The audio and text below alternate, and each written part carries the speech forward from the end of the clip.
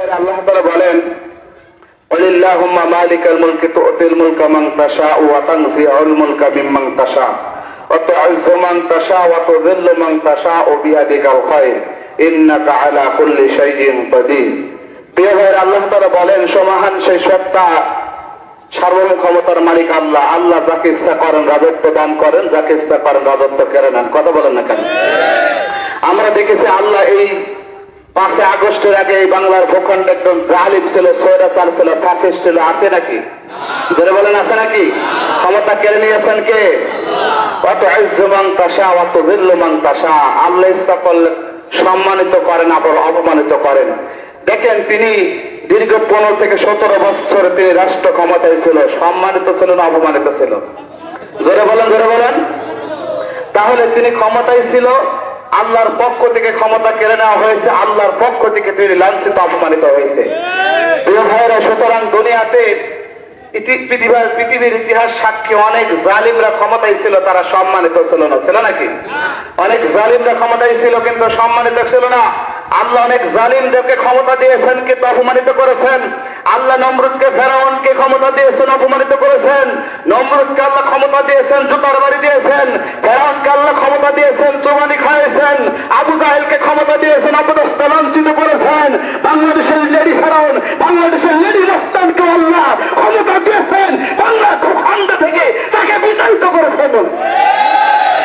প্রিয় ভাইরা, সুতরাং আজও যারা ক্ষমতায় আসে নাই, ক্ষমতার দাপট দেখাতে চাই, ক্ষমতার দাপট দেখাই, টেন্ডারবাজি করে, চাঁদাবাজি করে, আমরা দায়িত্বহীন ভাষায় তাদের বলতে চাই, বাংলার ভূখণ্ডে আর যদি কেউ চাঁদাবাজি করে, ক্ষমতায় না সে ক্ষমতার দাপট দেখায়, তাদের বাংলা সারা করা হবে না, তাদেরকে লাঞ্ছা করে বাংলা ভাড়া করা হবে।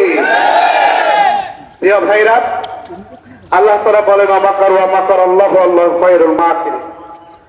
আল্লাহ বলেন যারা চক্রান্ত করে আল্লাহ তাদের চক্রান্ত কৌশল অবলম্বন করেন। আল্লাহু খায়রুল মাকিরিন, আল্লাহর চেয়ে উত্তম কৌশলী কেউ নাই। প্রিয় ভাইরা, আমরা দেখেছি তারা ওই ভারতের উগ্রবাদীদের দ্বারা আমাদের তারা আক্রমণ করার চেষ্টা করেছে, আমাদের বিরুদ্ধে তারা চক্রান্ত ষড়যন্ত্র করেছে। করে নাই? জোরে বলেন, করে নাই? তারা ওই ভারতের প্রেসক্রিপশনে আমাদের কেন্দ্রীয় নেতাদেরকে হত্যা করেছে। তারা ওই ভারতের প্রেসক্রিপশনে মুফতি আমির হামজা সাহেবকে 3 বছর জেলের মধ্যে আটকে রেখেছে। তারা ওই ভারতের প্রেসক্রিপশন নিয়ে আমাদের কেন্দ্রীয় নেতা শহীদ আল্লামা জেলাফর সাইদি রহমাতুল্লাহকে শহীদ করেছে। তারা ভারতের প্রেসক্রিপশন নিয়ে এদেশে 5 আগস্টে ছাত্র জনতার উপর পাখির মতো গুলি করে হত্যা করেছে।